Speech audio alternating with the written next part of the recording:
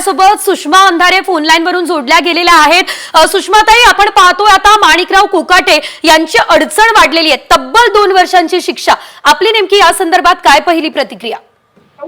एका जबाबदार कॅबिनेट मंत्र्यांच्या संबंधाने जर इतकी गंभीर बाब पुढे येत असेल आणि माननीय जिल्हा सत्र न्यायालयानेच जर हा निकाल दिलेला आहे, तर अशा परिस्थितीमध्ये निश्चितपणे निव्वळ नैतिकता नाही तर कायदेशीर जबाबदारी आणि राज्याच्या मंत्रिमंडळाचा आब राखत कोकाटे यांनी राजीनामा दिला पाहिजे। ते देत नसतील तर पक्षप्रमुख आणि माननीय मुख्यमंत्र्यांनी सुद्धा तातडीने तो राजीनामा घेतला पाहिजे।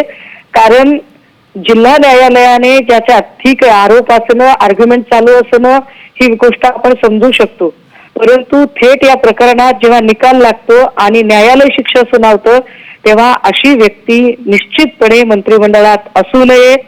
हवं तर त्यांनी नंतर जेव्हा कधी त्यांचं निर्दोषत्व सिद्ध होईल तेव्हा बघता येईल। सुषमाताई, 1995चं प्रकरण आहे आणि या प्रकरणामध्ये आता शिक्षा सुनावली जाते। एकीकडे माणिकराव कोकाटे यांच्या संदर्भात कोर्टाने आता हा मोठा निर्णय घेतला, याआधी धनंजय मुंडे यांच्या संदर्भात देखील असंच काहीसं घडलं असल्याचं बघायला मिळालं। नेमकं काय आपलं म्हणणं आहे महायुती संदर्भात मग आता? नाही, महायुतीमध्ये तर हे तर क्लिअर आहे बघा, भाजपा हा यूज अँड थ्रो वाला पक्ष आहे। भाजपाची नीती आहे वापरा आणि फेकून द्या। भाजपाचे इप्सित आता साध्य झालेले आहे, त्यामुळे जसं आपण सकाळची बातमी बघतोय की शिंदे गटातल्या एकनाथ शिंदेंनी जो 900 कोटीचा प्रकल्प संभाजीनगर सिडकोचा होता फिजिबल नाहीये म्हणत त्या प्रकल्पाच्या आता चौकशीचे आदेश दिलेले आहेत। मागच्या मुख्यमंत्र्यांच्या चौकशीचे आदेश आत्ताचा मुख्यमंत्री, जे की दोघे एका सत्तेमध्ये आहेत।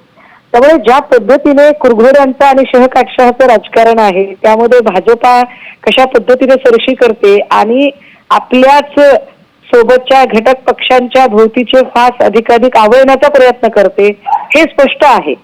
पण मुद्दा काहीही असो, आता या क्षणाला मात्र माणिकराव कोकाटेंचा राजीनामा तातडीने घेणं हे तितकंच गरजेचं आहे। निश्चितच सुषमाताई, धन्यवाद तुम्ही दिलेल्या सर्व आपल्या प्रतिक्रियेसाठी।